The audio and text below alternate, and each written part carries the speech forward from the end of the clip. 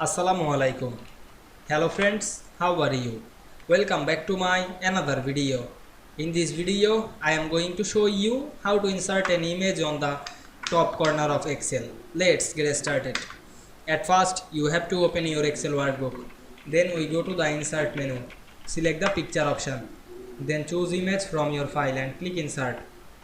Then resize the image. Now I am resize the image, make small.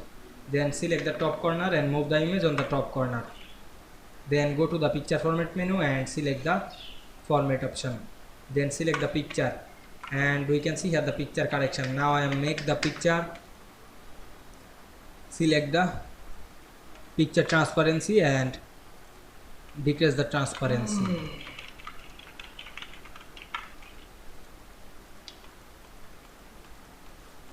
Now we can see we insert an image in the top corner of Excel very easily.